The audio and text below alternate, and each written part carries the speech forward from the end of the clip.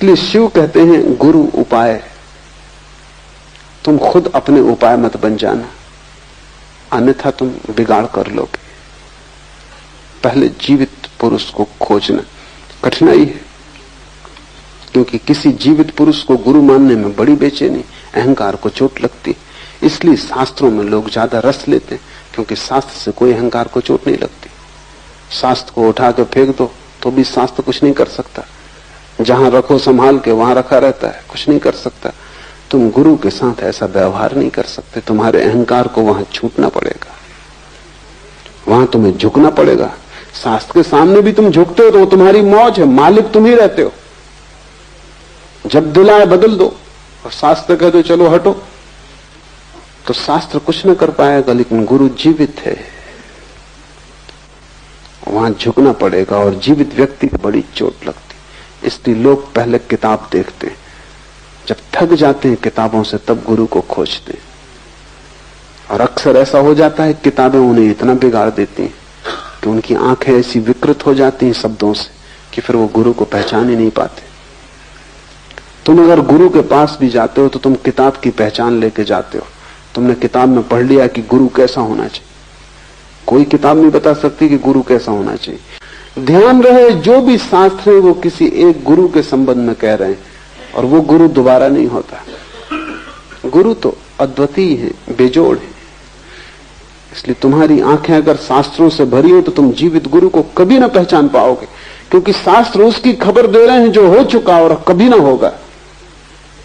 गुरु को अगर तुमने शास्त्र से खोजा तो तुम कभी ना खोज पाओगे, क्योंकि जब तक शास्त्र लिखे जाते हैं तब तक जिसके लिए लिखे गए वो तिरोहित हो जाता है। और हर गुरु पृथक भिन्न अपने ही ढंग का है, उस जैसा तुम दूसरा नहीं खोज सकते। दोबारा महावीर नहीं खोजे जा सकते, न कृष्ण खोजे जा सकते, न बुद्ध खोजे, और तुम उन्हीं को खोज रहे हो, इसलिए भटक रहे हो। और जब वे थे तब तुम किसी और को खोज रहे थे, तुम चूकते ही चले जाते हो। गुरु को खोजना हो तो शास्त्र को अलग लगा देना, गुरु को खोजना हो तो किसी व्यक्ति की सन्निधि को पाने की कोशिश करना, उसके सत्संग में बैठना, और अपने सिद्धांत लेके मत जाना, अपने नापने जोखने के इंतजाम लेके मत जाना। सीधे हृदय को हृदय से मिलने देना, बुद्धि को बीच में मत आने देना। अगर तुमने बुद्धि बीच में आने दी तो हृदय का मिलन ना होगा और तुम गुरु को न पहचान पाओगे। गुरु की पहचान आती है हृदय से, बुद्धि से नहीं। और जब भी तुम बुद्धि को हटा के हृदय से देखोगे, तत्क्षण कोई चीज घट जाती है।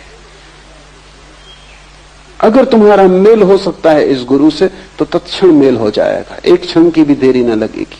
तुम पाओगे कि तुम उसमें पिघल गए, वो तुम्हें पिघल गया। उस दिन से तुम उसके अभिन्न अंग हो गए, उस दिन से तुम उसकी छाया हो गए, उसके पीछे चल सकते हो।